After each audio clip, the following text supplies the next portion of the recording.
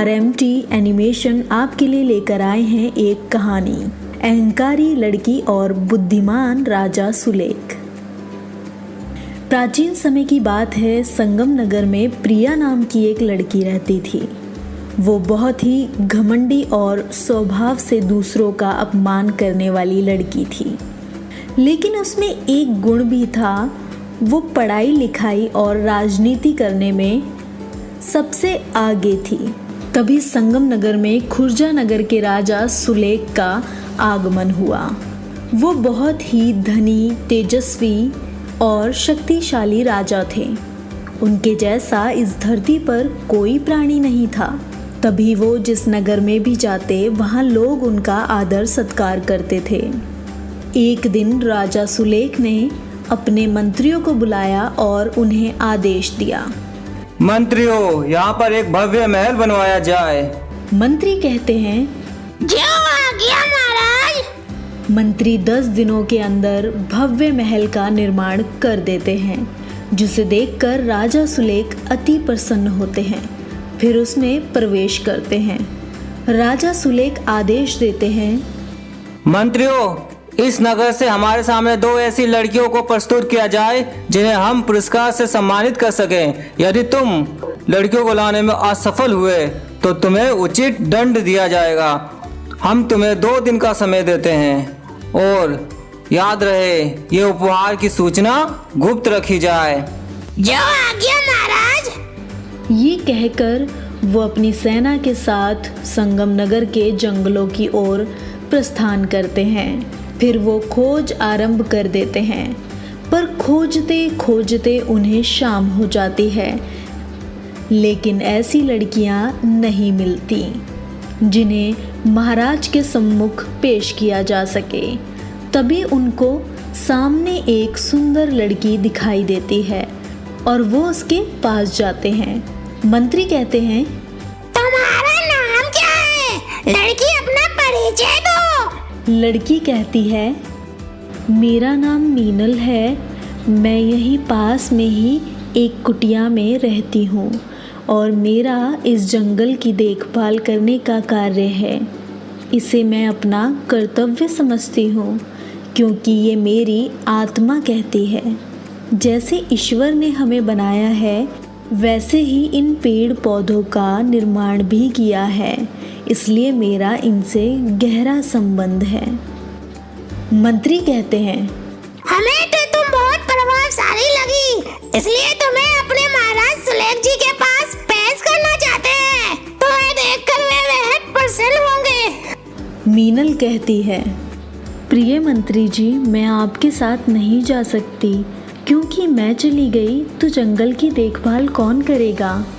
अगर इन्हें समय पर पानी नहीं मिला तो ये सारे पेड़ पौधे बेजान हो जाएंगे। मंत्री कहते हैं, यहाँ की चिंता तुम मत करो।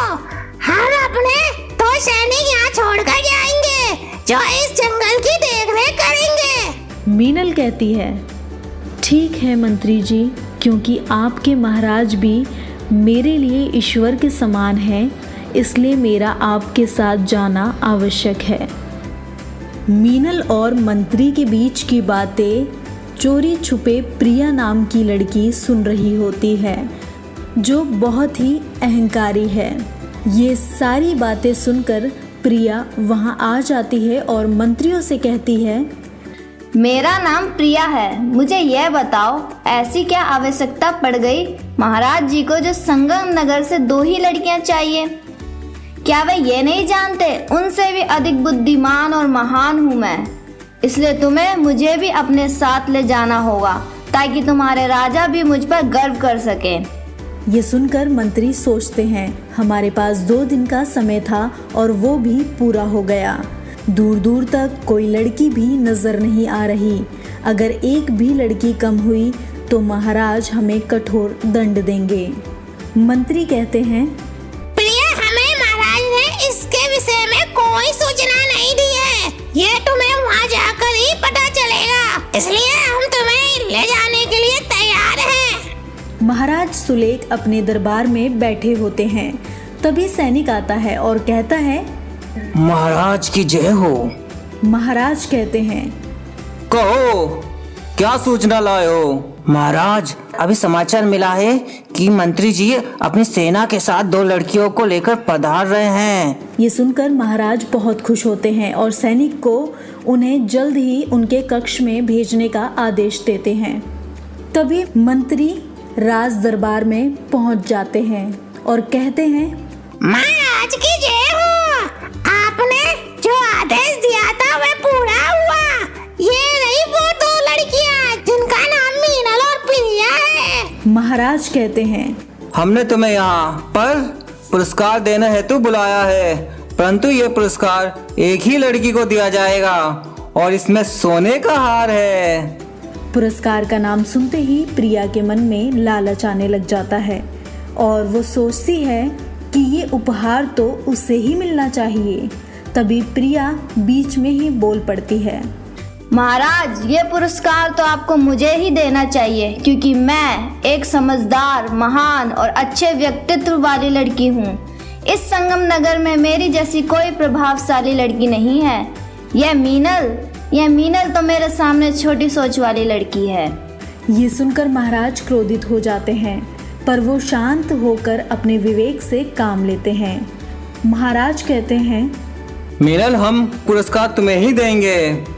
तब मीनल बड़े प्यार से कहती है, नहीं महाराज, मुझे सोने के हार की ना कोई आवश्यकता है ना कोई लालसा। महाराज, ये हार मैं नहीं लेना चाहती। मैं तो अपना सब कुछ अपने ईश्वर को मानती हूँ और आज आपके दर्शन हो गए, यही मेरे लिए सबसे बड़ा उपहार है। मेरी अंतरात्मा तो इसी से खुश हो गई है। मीनल की ये बात सुनकर महाराज अति प्रसन्न होते हैं और कहते हैं, हम तो तुम दोनों की परीक्षा ले रहे थे। यह पुरस्कार तो हम दोनों को ही देना चाहते थे, परंतु हम ये जान गए हैं कि इस पुरस्कार के योग्य मीनल तुम ही हो, इसलिए तुम्हें ही सोने का हार दिया जाएगा, क्योंकि तुम एक सच्ची और बुद्धिमान लड़की हो। और प्रिया एक अहंकारिक, कामचोर और लालची लड़की है। इसने अपनी बुद्धिमानी का गलत इस्तेमाल किया है। अतः हम आदेश देते हैं कि सैनिकों, इस अहंकारी प्रिया को बंदी बनाकर 2 साल के लिए कारागार में डाल दिया जाए। दोस्तों, इस कहानी से ये सीख मिलती है कि हमें कभी भी अहंकार नहीं करना चाहिए। मीनल और राजा की तरह विवेक से काम लेना चाहिए।